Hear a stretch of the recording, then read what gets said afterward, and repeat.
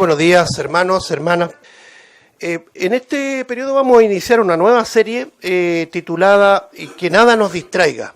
¿Ya? Nosotros vivimos en medio de varios distractores, ¿ya? Y creo que vamos a hablar un poco de eso en tiempo en que la entretención, ¿cierto? En definitiva se ha propagado de una manera tan amplia y tan fácil llegar, que muchas veces nos vemos sumidos en ese mundo, en ese universo, y nos despreocupamos de nuestro objetivo final. Hay muchas cosas que nos pueden distraer, cosas de entretención, también cosas dramáticas, que lo podemos ver en el ámbito local, pero también internacional, y de repente nos vemos ahí, involucrados más en mente, en emociones, en voluntad, en las cosas que pasan a nuestro alrededor, que poniendo la meta, digamos, la mira en la meta final que el Señor nos ha trazado. Nunca olvidemos que estamos transitando por una senda ya marcada, y todo lo que ocurra a diestra o a siniestra, ¿cierto?, a izquierda o derecha, no debe distraernos. Así que el Señor nos ayude a que nada nos distraiga. Yo les invito a abrir sus Biblias. Vamos a comenzar por acá como texto base de esta serie de estudios, Hebreos capítulo 12. Vamos a iniciar por aquí. Hay varios pasajes, hermano, increíble cuando uno comienza a buscar sobre la caminata del creyente, sobre el peregrinaje del creyente. Hace poco hablábamos de la carrera del creyente. Vemos textos que nos instan, ¿cierto?, a no distraernos, a tener siempre la mira en las cosas de arriba, no en las de la tierra. Y como vemos, hermanos, la iglesia, la cristiandad actual está muy distraída en los quehaceres de este mundo, y por eso también ha perdido la brújula, ¿cierto?, la mirada que tiene que estar dirigida siempre a lo celestial. Acuérdense que de allá viene nuestra redención, de allá viene nuestra esperanza, no de este mundo. Como decía el apóstol Pedro, nosotros, los creyentes, esperamos según sus promesas, ¿cierto? Las promesas de Dios, cielos nuevos y tierra nueva en los cuales mora la justicia. Esa es nuestra verdadera esperanza, aunque parezca repetitivo, pero es necesario repetirlo, hermanos. Y vamos a iniciar acá en Hebreos capítulo 12 leyendo los versículos 1 al 3. Vamos a dar lectura. Hebreos capítulo 12, versículo 1. Dice: por tanto, nosotros también, teniendo en derredor tan grande nube de testigos, despojémonos de todo peso y del pecado que nos asedia, y corramos con paciencia la carrera que tenemos por delante, puestos los ojos en Jesús, el autor y consumador de la fe, el cual, por el gozo puesto delante de él, sufrió la cruz, menospreciando lo oprobio, y se sentó a la diestra del trono de Dios. Nota el versículo 3. Considerad a aquel que sufrió tal contradicción de pecadores contra sí mismo, para que vuestro ánimo no se canse hasta desmayar. Que el Señor bendiga su palabra. Tenemos mucho que hablar de esos tres versículos, pero quiero primero, preliminarmente, como introducción, comentar cuál es el objetivo de este estudio. En la tarde estamos estudiando nosotros la parábola de las 10 vírgenes. No sé cuántos han seguido estos estudios, los que vienen presencialmente también. Vemos que hay un denominador común en el tiempo profético, en el tiempo final. Y ese denominador común es un sopor, es un sueño profundo, espiritualmente hablando. Hay muchos que están en algarabía, en júbilo, ¿cierto? Esa es otra cosa. Pero los verdaderos creyentes estamos sumidos en un sopor muy profundo. Y fíjense que esa parábola que apunta a Israel, porque está dicha para el tiempo final, previo a la segunda venida de Cristo, dice que habrán creyentes verdaderos y creyentes nominales. Ahí pone una proporción de 50-50, ¿cierto? 5 vírgenes sensatas, prudentes, pero también 5 vírgenes imprudentes, insensatas, que tipifican a los creyentes nominales de ese tiempo, ¿ya? Unos que tienen lámparas y las tienen con aceite porque son creyentes. Otros que tienen lámparas pero no tienen el aceite porque no son creyentes. Sin embargo, dice que las 10 cabecearon y se durmieron. Esa es la hora final, hermanos, esa es la hora final. Y fíjense que nosotros estamos ya transitando ese último tramo de la historia. Es decir, desde la primera venida de Cristo a la segunda venida de Cristo, es lo que se conoce como el último tiempo. Por lo tanto, esta característica de somnolencia, de sopor, de sueño, nos afecta a todos nosotros y nos afecta a los creyentes que por gracia estamos en la esfera de salvación. Por lo tanto, el objetivo de este estudio es precisamente eso, que nada, absolutamente nada nos distraiga. Porque van a haber distractores, hermanos, que nos van a desviar del propósito final.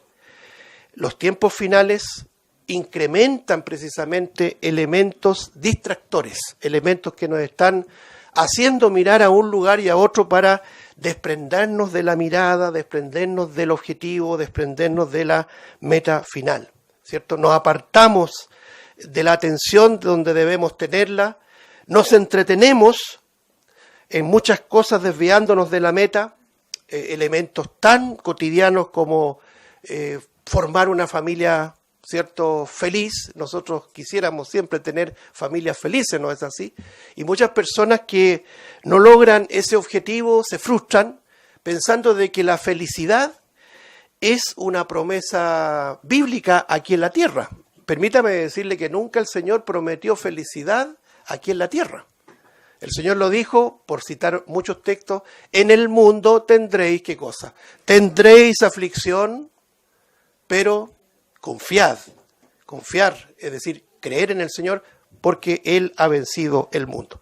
Por lo tanto, una de las cosas que nos distrae mucho es nuestra familia, querer ser felices, invertir mucho tiempo en la familia, más que en el propósito que Dios nos ha presentado en esta senda trazada, en búsqueda del éxito, del placer, de la prosperidad, en sentido general, en sentido social, anhelar paz y seguridad, cosas que el ser humano anhela para este mundo. Todas esas cosas, y súmele más antecedente a lo que significa la entretención que está a un clic de distancia, a nosotros, los adultos, a los jóvenes, a los que están recién saliendo de la niñez y también los niños, también están atrapados en estos distractores. Por lo tanto, hermanos, el objetivo es precisamente eso, que nuestra mirada no se aparte de las cosas de arriba. ¿Se acuerda que lo decía el apóstol Pablo? Si pues habéis resucitado con Cristo, buscad las cosas de arriba donde está Cristo sentado a la diestra de Dios y hace y da un mandamiento: poned la mira en las cosas de arriba, no en las de la tierra. Colosenses capítulo 3, versículo 1 al 2. Acuérdense que ahí, en ese pasaje que lo vamos a abordar quizás en reuniones futuras, tiene la idea de poner la mente en las cosas de arriba. Esa palabra mirad en el versículo 2 de Colosenses 3 tiene la idea de poner la mente en las cosas de arriba. Que nuestra mente se llene de el balsámico tesoro, hermanos, que tenemos, que es la esperanza venidera. Cuando nosotros eso lo abandonamos, nos llenamos de afanes, nos llenamos de temores, nos llenamos de impotencia, porque uno quisiera cambiar el mundo, ¿no es cierto? Y uno rabea con este mundo tan injusto, tan en contra de los principios de la palabra de Dios, y uno quiere de alguna manera revertir eso. Pero sabemos que no lo podemos hacer. No olvidemos a este Habacuc, ¿cierto? El profeta Habacuc, uno de los profetas menores, que en el primer capítulo, los primeros versículos, hay una verdadera protesta de este profeta. Es como una idea protestataria de decir: ¿hasta cuándo, Señor? ¿Hasta cuándo tengo que ver esto y aquello? ¿No es así? ¿No nos pasa? ¿No pasaba también al justo Lot, que uno dice de mérito no tenía muchos que exhibir el Lot, pero el Señor lo declaró justo? Porque acuérdense que el Señor gratifica al que menos merece. Si así es la salvación, no es que usted o yo la hemos merecido. Y este Lot, que deliberadamente se fue a vivir a una ciudad maldecida por el pecado, ¿cierto?, a Sodoma, dice la Escritura, lo dice el apóstol Pedro, que este justo Lot afligía su alma cada día, viendo, ¿cierto?, observando y también escuchando los hechos terribles, las actitudes nefandas de los impíos de Sodoma.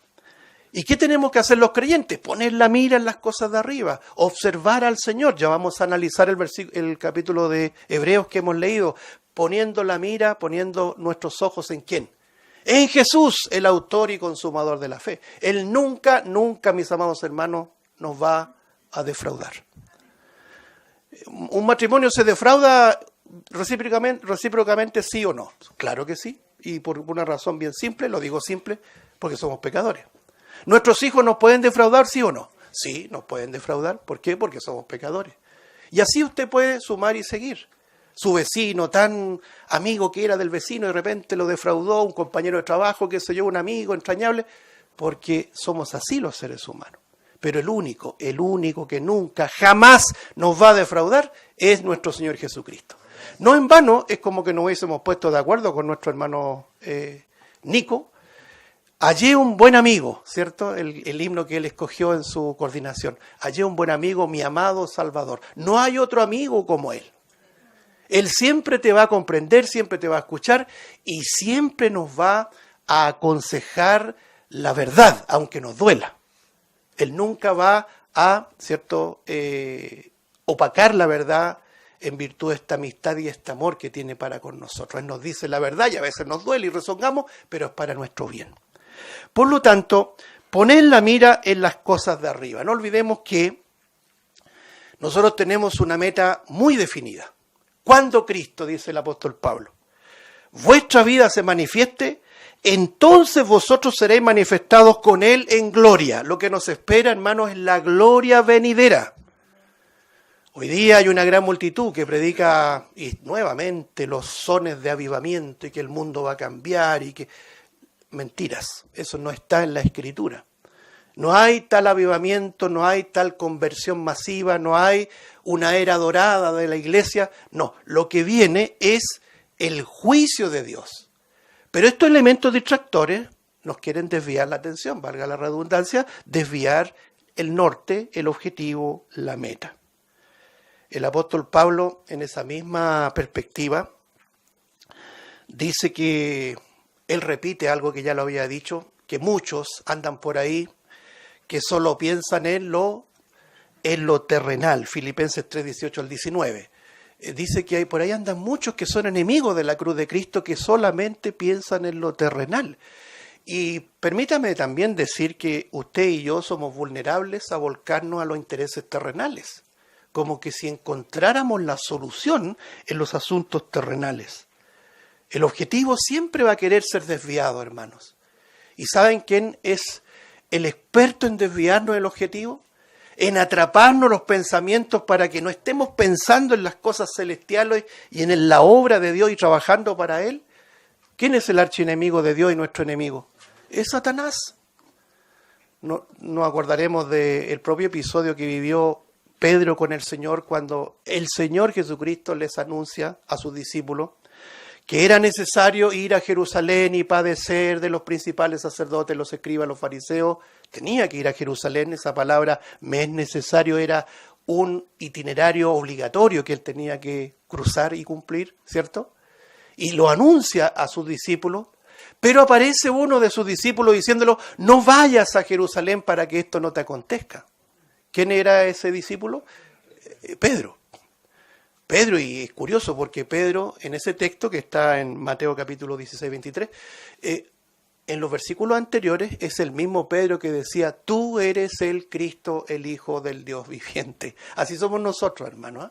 Así somos a veces de inconsecuentes. Así también este apóstol Pedro quería reconvenir al Señor, es decir, aconsejarle, Señor, no te conviene ir para allá.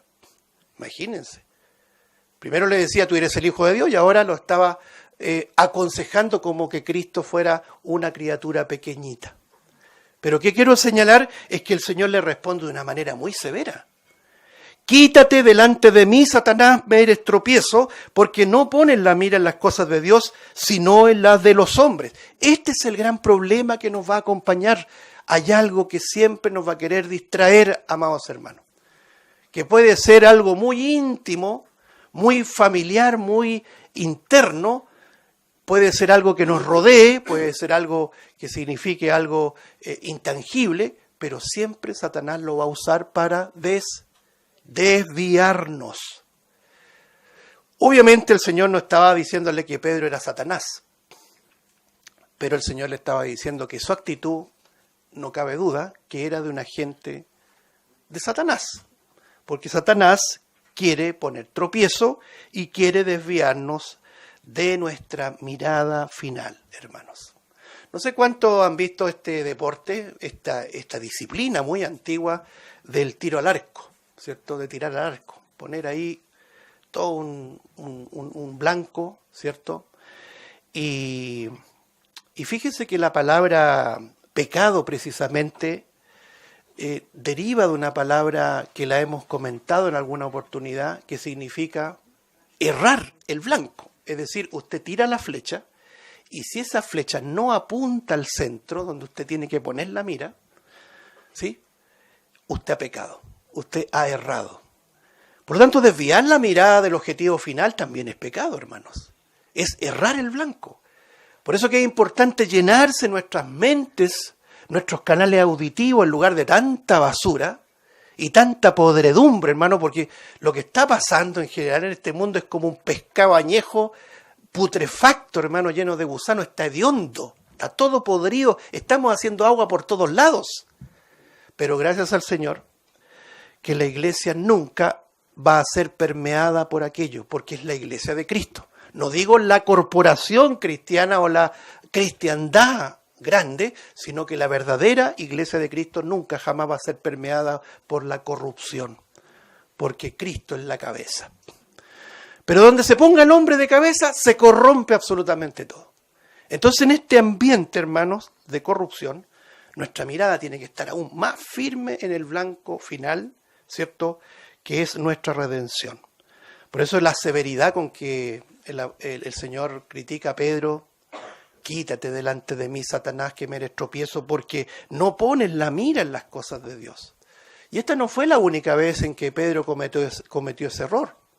Acuérdense que cuando fueron a arrestar al Señor Jesucristo en el huerto de Getsemaní, el mismo Pedro fue el que desenvainó la espada y le cortó valientemente. Uno podría decir, es valiente todo, está bien, pero totalmente desenfocado de la voluntad de Dios. Le corta la oreja al siervo del sumo sacerdote llamado Malco, y el Señor lo reprende. Y el Señor le dice: envaina tu espada.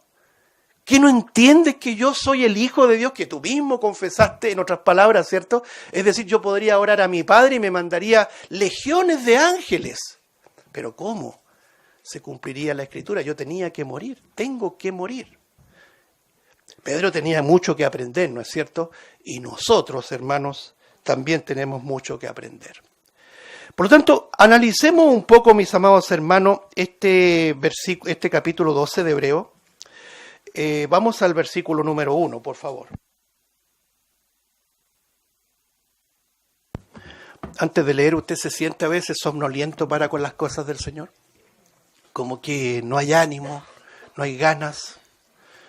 Por eso que la gente se ve entusiasmada en esta iglesia, que lo hacen bailar, sangolotear, y le prometen sanidad, y le prometen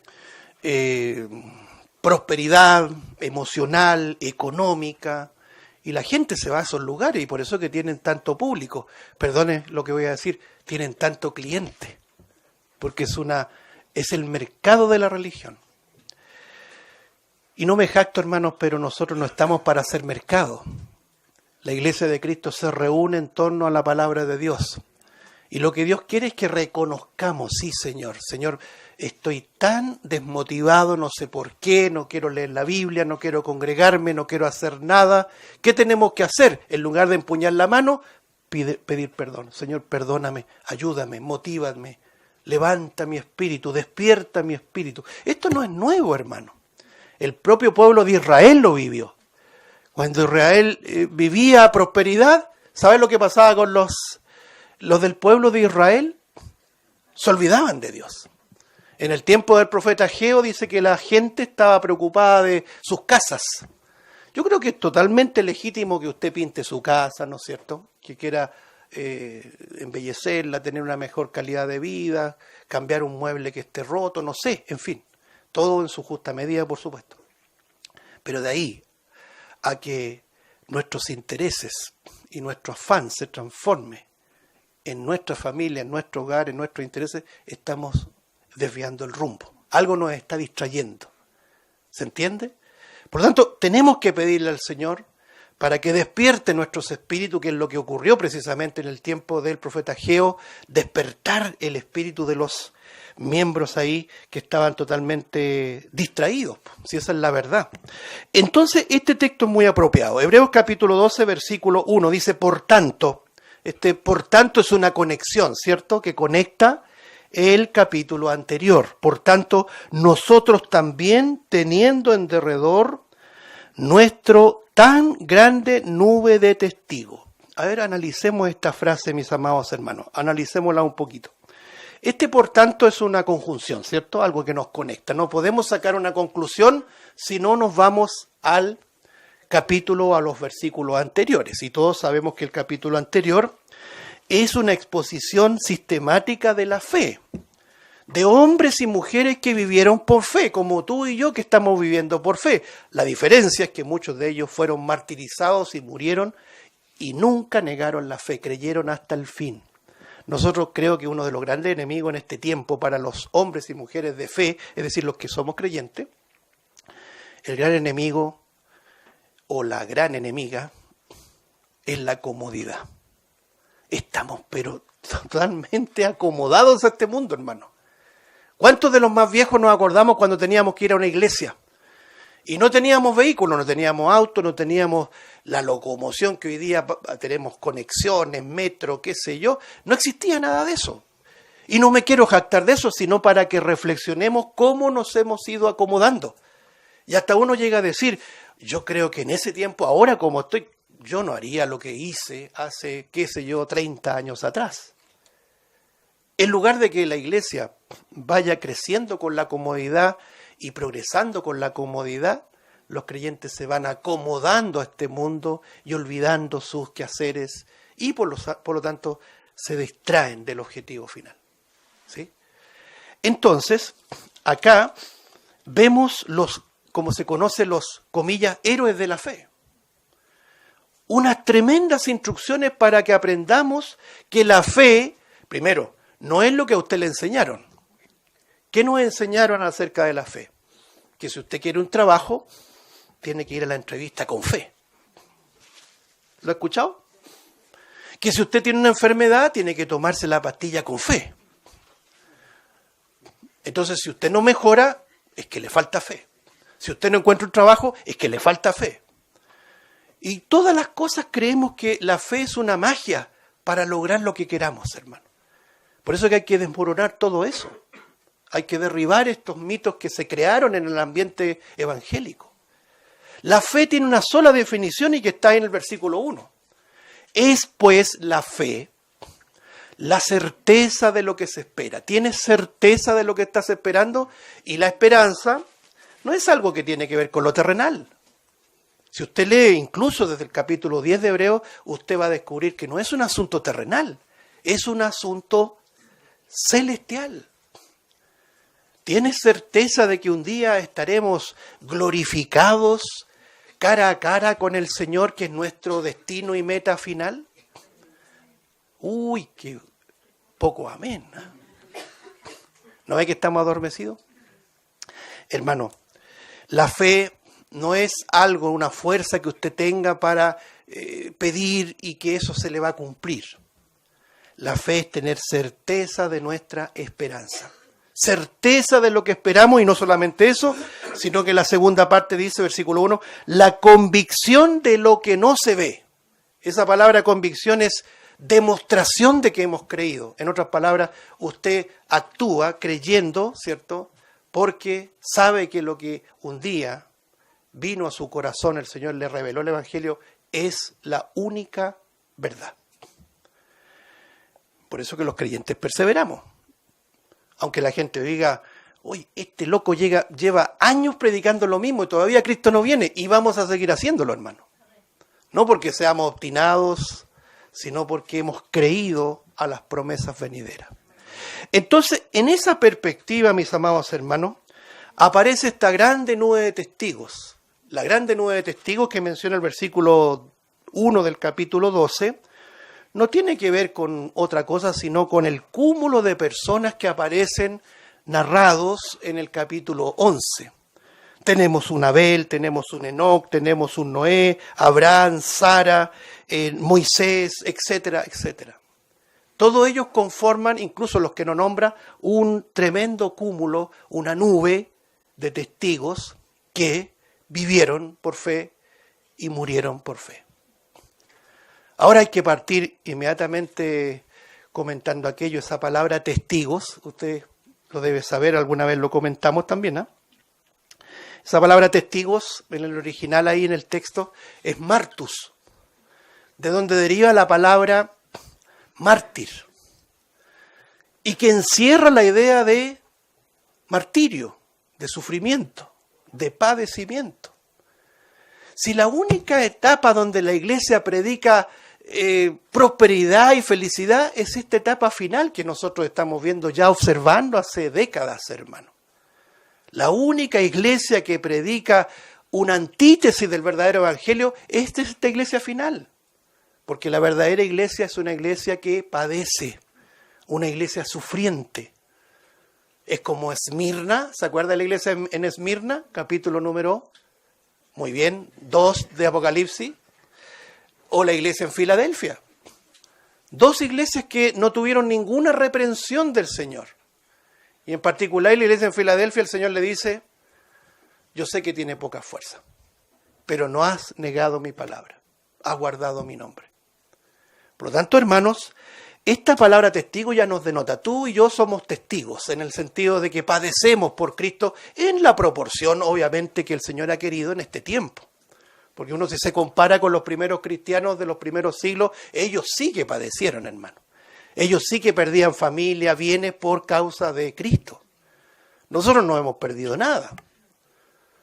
Quizás por ahí alguien nos ha despreciado, hasta un huevo nos puede haber llegado, pero no más que eso. Pero los primeros cristianos sí que padecieron, sí que fueron verdaderos testigos, amados hermanos. Hay una cosa que yo no entiendo en lo humano.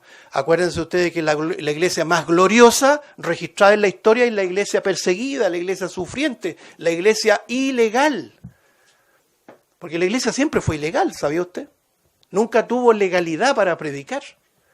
Y usted dirá, no, está equivocado, porque a partir del siglo IV el emperador lo reconoció, pero esa no es la iglesia de Cristo, esa es la falsa iglesia vendida al Estado.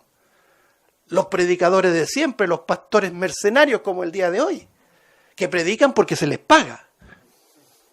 Pero la iglesia sufriente, la iglesia verdadera, fue esa iglesia furtiva, esa iglesia oculta, que tenía que meterse en las cloacas de Roma ahí, nauseabundas para predicar. Ellos son verdaderos testigos. Por lo tanto, teniendo esta grande nube de testigos, es decir, este cúmulo de hermanos y hermanas que tenían los mismos problemas, tuyos o míos, y que enfrentaban todo esto por la fe, confiando y creyendo al Señor, y murieron por eso. ¿Qué dice la Escritura? Sigamos para adelante, considerémoslos a ellos. El primer elemento que aparece acá, hermano, en este observar nuestra grande nube de testigos, es la verdad que aparece en el versículo 3, mis hermanos, si la pueden ver. En el capítulo número 11, versículo 3. Note, Hebreos 11, ¿cierto? Capítulo 3. Por la fe, entendemos haber sido constituido el universo por la palabra de Dios. De modo que lo que se ve fue hecho de lo que no se veía. El primer desvío, el primer elemento distractor de nuestra fe es hacernos creer que todo lo que vemos no fue creado, sino que evolucionó, que fue el accidente inicial de una explosión, ¿cierto?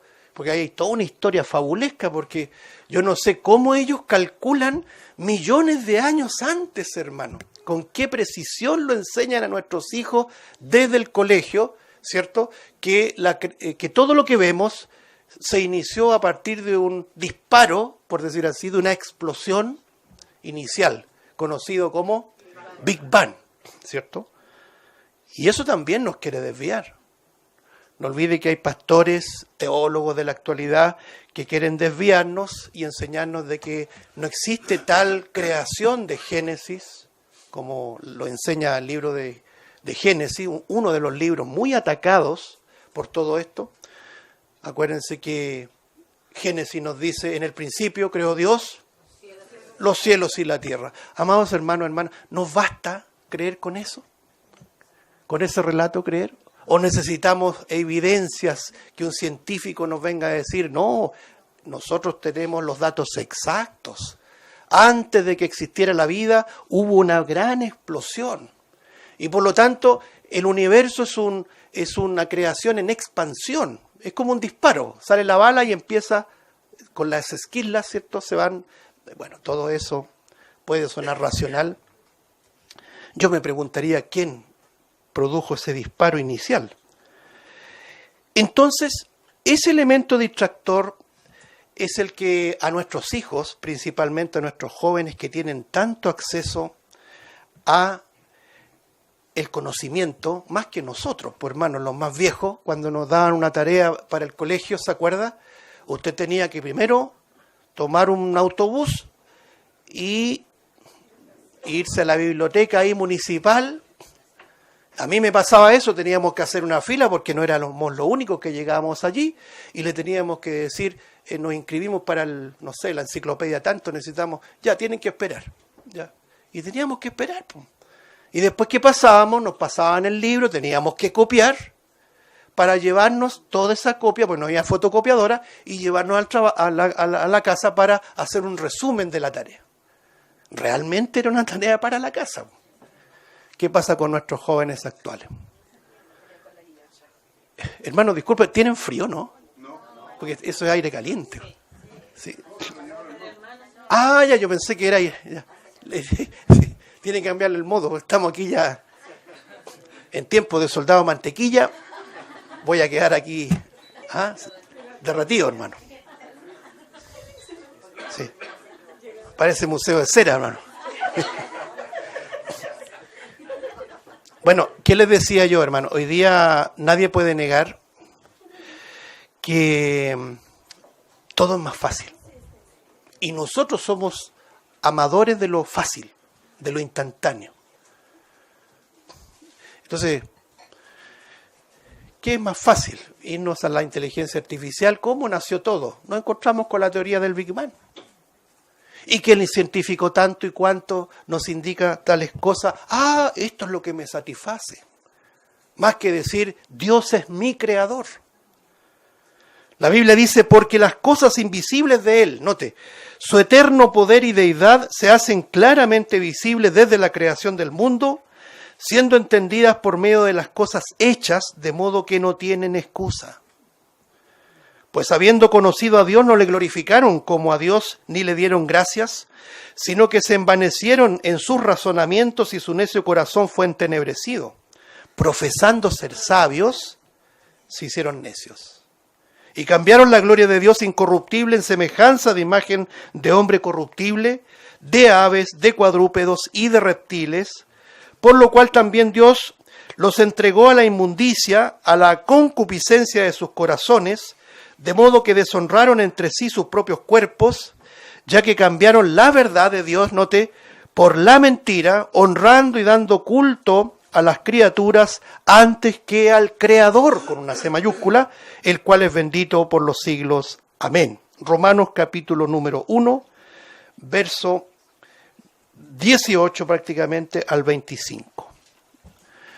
Entonces, el creyente que quiere seguir esta senda trazada, hermanos, que nada nos distraiga, aunque aparezcan luces, ¿cierto?, de que esto no fue creado por nuestro Dios, seguimos creyendo que todo lo hizo Dios.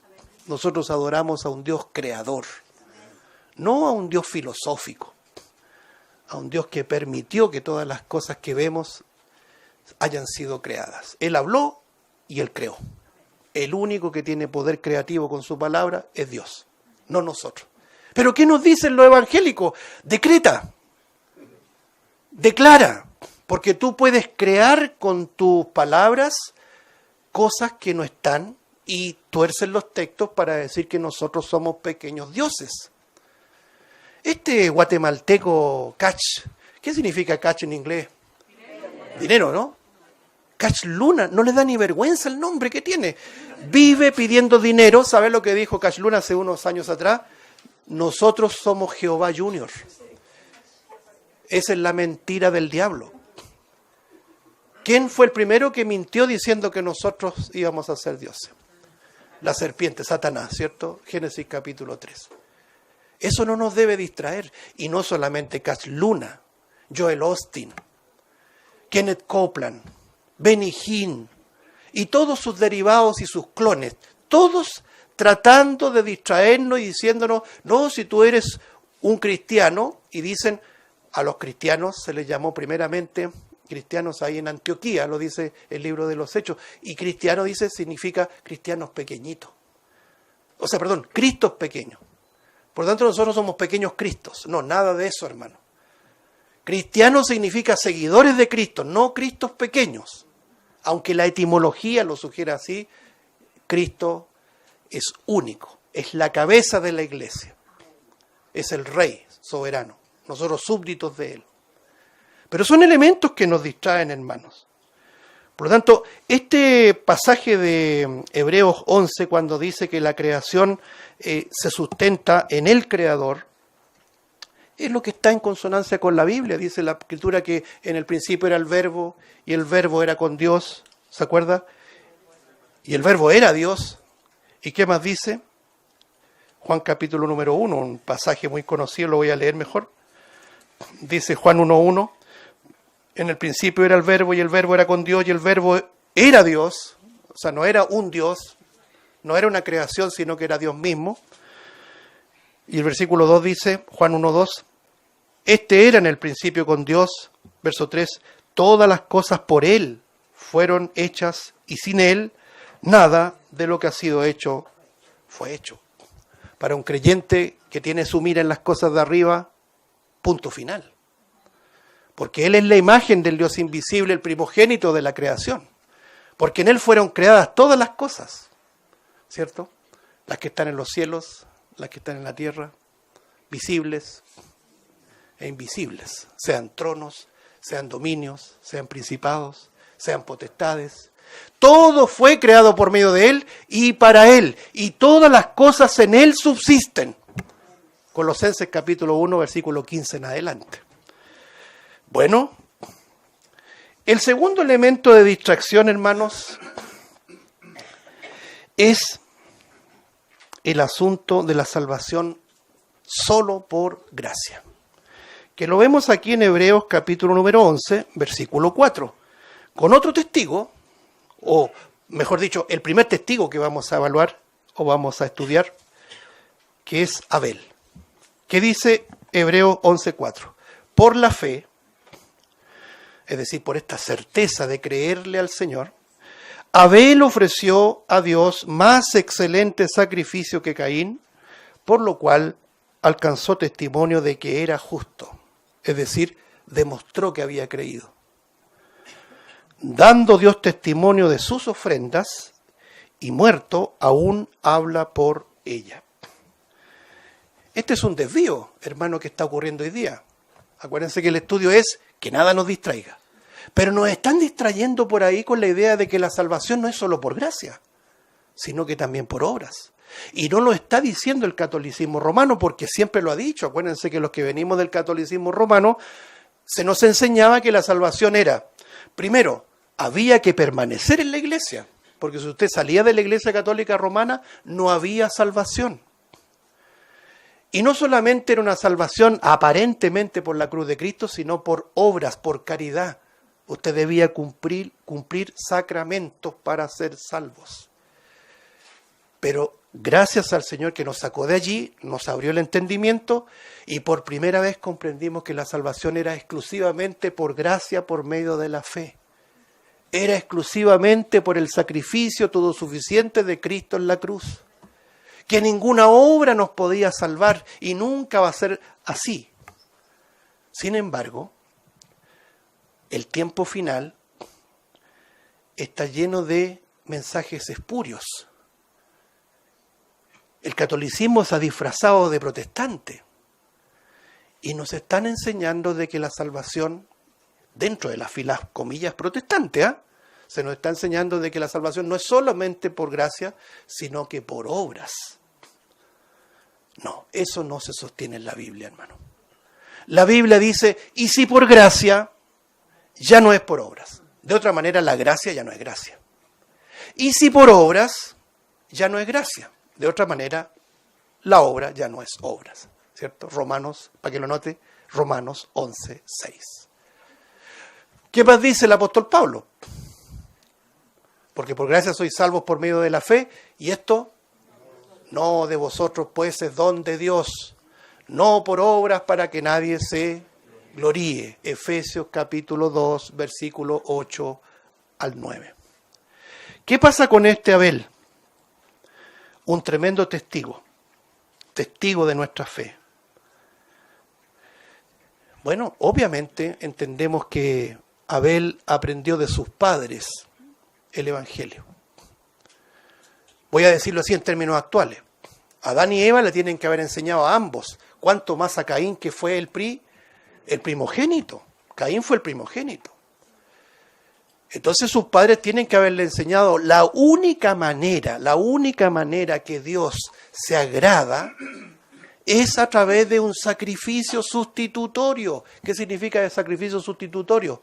Un sustituto, un reemplazo que muere en lugar del culpable. ¿Cierto? Por ejemplo, Romanos 5:8, ¿cómo dice? Mas Dios muestra su amor para con nosotros, en que siendo aún pecadores, Cristo murió ahí está el por nosotros o en lugar de nosotros. Yo estoy seguro, la Biblia no lo dice, pero por inferencia uno entiende, sus padres, Adán y Eva, tienen que haberle enseñado la única manera de agradar a Dios es por un sacrificio. Y a lo mejor sus hijos le preguntaron, ¿y por qué dicen eso? Porque eso es lo que ocurrió en el jardín del Edén. Él tomó pieles y nos vistió. El primer sacrificio de la historia está ahí en Génesis 3:21. Sin embargo, el primogénito no creyó. ¿Quién era el primogénito? Caín. No, yo voy a ofrecer mis obras. Era labrador de la tierra, ofreció su trabajo. Aunque sea muy noble, amados hermanos, nuestro trabajo, nuestro sacrificio, lo que agrada a Dios en cuanto a adoración es exclusivamente la obra de Jesucristo, la obra del sustituto. Todas las religiones, hermanos, se esmeran en hacer sacrificio. Yo alguna vez estuve presente en estos monasterios hindú-budistas y yo veía cómo llegaban con sus donativos y sus dádivas y sus oraciones, que son verdaderas terapias de ejercicio, porque no oran como nosotros. A veces nosotros parémonos para cantar un himno, ya nos paramos, nos sentamos y después el resto. Pero allá oran parados y sentados y agachados. Se agachan, se paran, pero por horas, hermano. Sacrificio. Porque sus dioses demandan sacrificios. Pero nuestro Dios demanda solamente un sacrificio agradable. Y ese fue el de su Hijo, nuestro Señor Jesucristo. Entonces, Caín no quiso creer. Caín no creyó, ofreció sus frutos, su trabajo, su sudor. Y dice la Escritura en Génesis 4, Dios no miró con agrado a Caín ni a su ofrenda. Pero Abel, ¿qué es lo que hizo? Obedeció. Ofreció de lo más gordo que tenía en el rebaño. Y lo ofreció en el altar. Y dice la Escritura que Dios miró con agrado, con aprobación, a Abel y a su ofrenda. Porque él entendió, porque esta es una revelación que Dios produce en un individuo, porque tampoco podemos jactarnos, ¿no es cierto? El Señor nos ha revelado, y gracias al Señor que lo ha hecho así, que no hay obra que pueda sustituir la obra de Cristo. Entonces Abel entendió que no había manera para que esa ofrenda agradara a Dios, sino exclusivamente por un sacrificio de un cordero en lugar del culpable. Entonces Abel es el testigo de esta salvación por gracia, por medio de la fe que debe mantenernos a nosotros, pero sin mirar ni a un lugar y al otro, sino que firmes hasta el fin, hermanos. Aunque venga el teólogo más eximio y nos enseñe acá, no es solamente por fe, por gracia, sino que usted tiene que guardar sacramentos, tiene que al bebé bautizarlo, tiene que... Nada de eso. La salvación es solo por Cristo. Que nadie nos desvíe de aquello. El tercer desvío, hermano, está en el valor del peregrinaje. Versículo 5. Mire, leamos lo que dice el versículo 5. Aparece otro testigo. ¿Cómo se llama este testigo? Enoc, muy bien. Hebreos capítulo 11, versículo 5. Por la fe, Enoc fue traspuesto para no ver muerte. Y no fue hallado porque lo traspuso Dios. Y antes que fuese traspuesto, tuvo testimonio de haber, ¿qué dice? Agradado a Dios. Pregunta, antes de comentar, ¿cómo es la única manera, hermanos, hermanas, de agradar a Dios? A través de Jesucristo. No hay manera. ¿Ya? Usted puede ser la persona más pulcra, más santa, más abnegada, ¿no es cierto?, más caritativa del mundo, pero si no está en Cristo, todo aquello son obras muertas, son vanidad. No sé si se entiende, hermano. El que diga que no agradó a Dios es porque sabía muy bien cómo se agrada a Dios, a través del sustituto, a través de la sustitución, de la doctrina bendita de la sustitución, del sacrificio agradable a Dios. ¿Sí? Comentemos un poco de este testigo, hermano, porque el desvío de esta atención tiene que ver con el peregrinaje. Hoy día hay una gran muchedumbre que nos está desviando la atención del peregrinaje. Siempre la iglesia tuvo un mensaje de peregrinaje, hermano. La iglesia fue peregrina, no se arraigaba en este mundo. ¿Se acuerdan ustedes? Voy a poner una analogía bíblica, una comparación bíblica. ¿Se acuerdan del tabernáculo que el Señor construyó en el desierto? Medidas exactas, precisas, elementos definidos. No era así aleatorio o al arbitraje de Moisés, mira, hácete una tienda como tú quieras. No, tenía todo minuciosamente determinado Dios. Y hay una cosa muy interesante. Al final de Éxodo aparece. Y Moisés hizo conforme a Dios le había mandado. ¿Y qué ocurrió? La gloria llenó el tabernáculo. ¿Qué quiero precisar? Toda esa construcción, hermano, primero hay que decirlo, hagamos un ejercicio, usted la miraba de lejos, era una carpa negra, no tenía ningún atractivo. Porque ese santuario, ese tabernáculo, tenía varias capas que lo cubrían, pero la última de las cuales era una capa negra, oscura, de pieles de tejón, que era un animal, ¿no es cierto?, oscuro. No era un pelaje muy agradable, un pelo duro y turra. Entonces la gente miraba, no tiene atractivo, pero el que se metía a ese santuario descubría una casa de oro, hermano. Paredes de oro, utensilios de oro, mobiliario de oro, era una maravilla. Es como la imagen de Cristo, porque obviamente el tabernáculo es una figura de Cristo.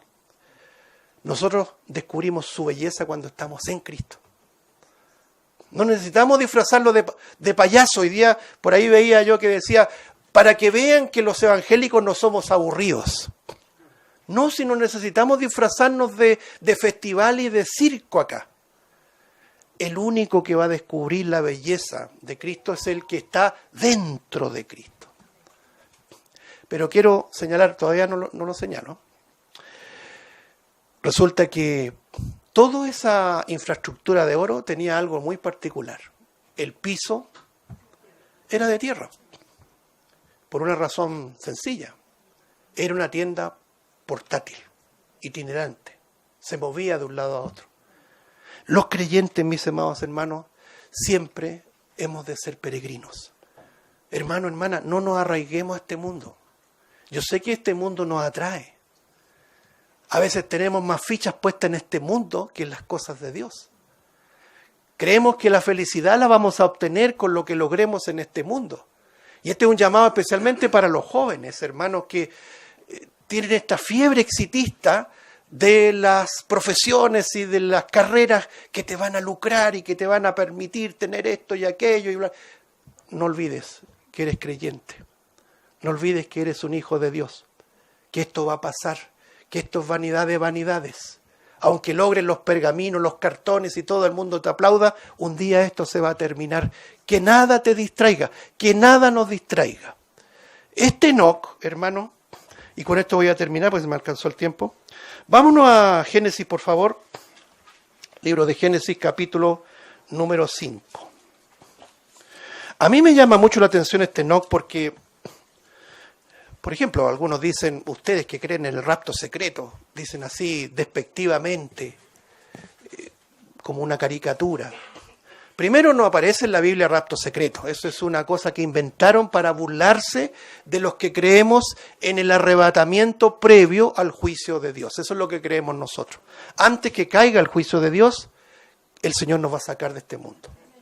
Entonces ellos dicen, no hay ningún antecedente de que alguien haya sido súbitamente sacado de la faz de la tierra. Bueno, ¿y qué pasa con este Enoc?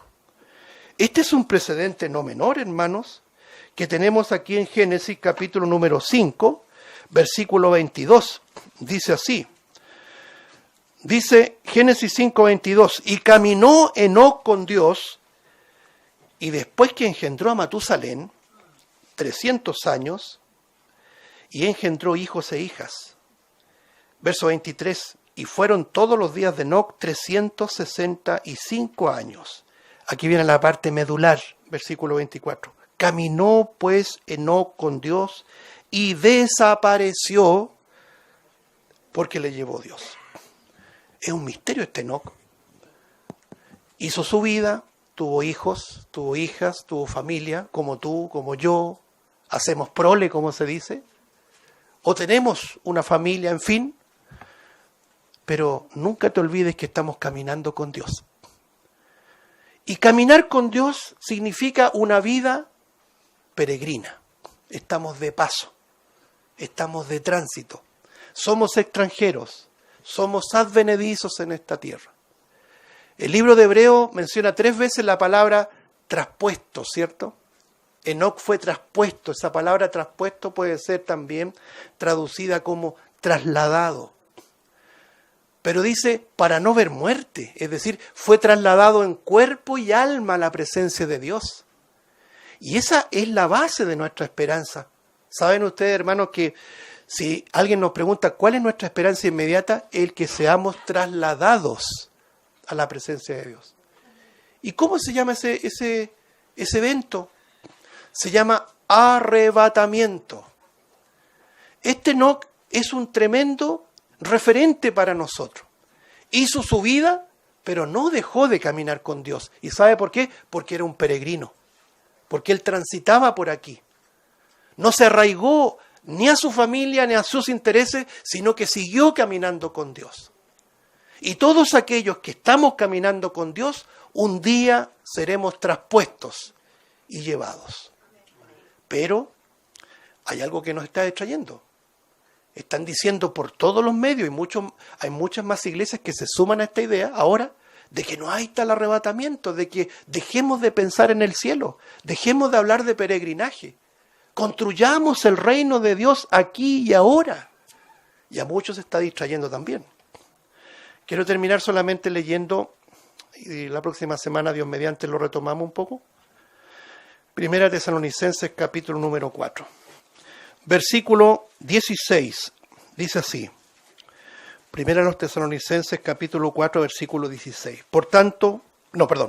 Porque el Señor mismo con voz de mando, con voz de arcángel y con trompeta de Dios, descenderá del cielo y los muertos en Cristo resucitarán primero. Luego nosotros, dice Pablo, imagínense cómo vivía este hombre, esperando esto. Luego nosotros los que vivimos, los que hayamos quedado, seremos ¿qué? Arrebatados juntamente con ellos, con los muertos en Cristo, en las nubes para recibir al Señor en el aire, y así estaremos siempre con el Señor. Versículo 18. Por tanto, alentados los unos a los otros con estas palabras. Hermano, hermana, ¿no te alientas con esta esperanza? Somos alentados con esta bendita promesa de que un día dejaremos estos cuerpos de muerte y seremos revestidos de gloria. Eso nos llena de gozo. Que nada, hermano, y nadie nos distraiga. Padre Celestial, te damos gracias por tu palabra.